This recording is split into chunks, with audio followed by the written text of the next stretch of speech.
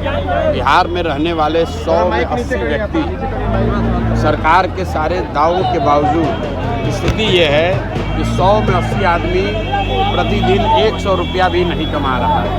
आप भीड़ देखिए, इसमें ज़्यादातर लोग ऐसे हैं जिनके घर के युवा 10-12 हज़ार रुपये के रोजी रोजगार के लिए अपना घर परिवार छोड़कर बाहर चले गए और ये महिलाएं कैसे अपना जीवन बिता रही हैं आप समझिए।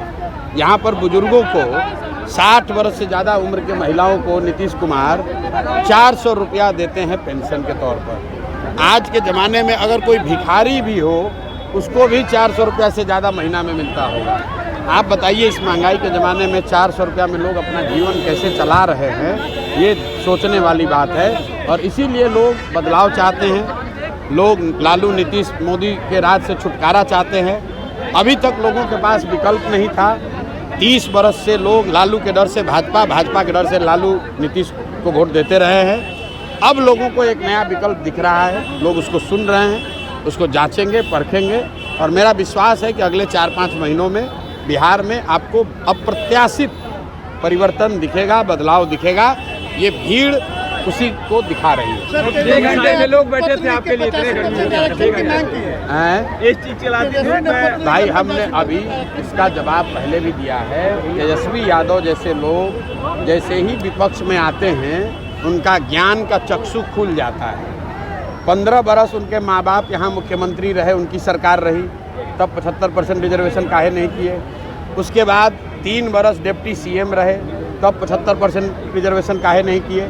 जैसे ही चुनाव आया, विपक्ष में ये आदमी आया तो कुछ भी बोलता है, भाई 75% रिजर्वेशन कराओ, कौन रोक रहा है। सर, पटना में एक बार फिर छात्र यही नीतीश कुमार के साथ बैठ के गलबहियाँ करके ये आदमी उप मुख्यमंत्री बना हुआ था और आज नीतीश कुमार को प्रेम पत्र लिख रहे हैं। अरे भाई, जब आप नीतीश कुमार के साथ थे उसी समय 75% रिजर्वेशन लागू कर देते, उसमें दिक्कत क्या है। सर, पटना में एक बार छात्र आंदोलन कर रहे हैं। डोमिसाइल नीति जो है बिहार के युवा इसलिए सफ़र कर रहे हैं क्योंकि हम लोग के मुख्यमंत्री नीतीश कुमार को पिछले कई वर्षों से प्रधानमंत्री बनने का नशा चढ़ा हुआ है।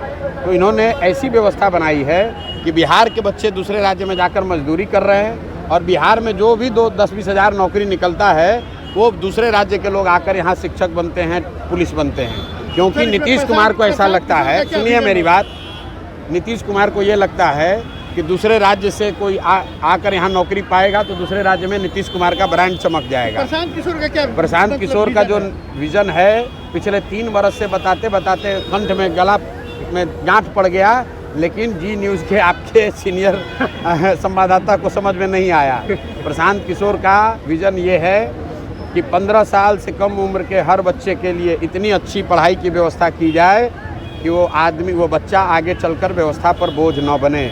15 साल से 50 साल के उम्र के हर युवा को रोजी रोजगार करने के लिए सस्ते दर पर, सरकारी गारंटी पर 4% ब्याज पर लोन दिया जाए, पूंजी दिया जाए ताकि हर घर में रोजी रोजगार हो सके।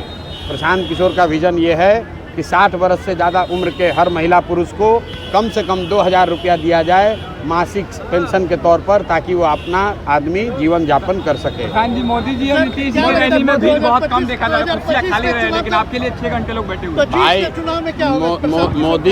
मोदी और नीतीश बहुत बड़े लीडर हैं, लेकिन लोकतंत्र में जनता से बढ़कर कोई नहीं है। लोग ना मोदी को सुनने आ रहे हैं, ना नीतीश कुमार को, ना प्रशांत किशोर को।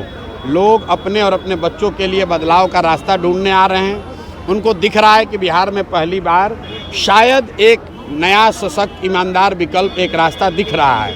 उसको वो देखने आ रहे हैं, उसको सुनने आ रहे हैं, उसको जांचने आ रहे हैं। अगर उसको वो समझ गए, उस पर भरोसा हो गया तो नवंबर में एक तरफा आपको रिजल्ट दिखेगा। बिहार में आपको नई व्यवस्था दिखेगी, जनसुराज ही जनसुराज दिखेगी।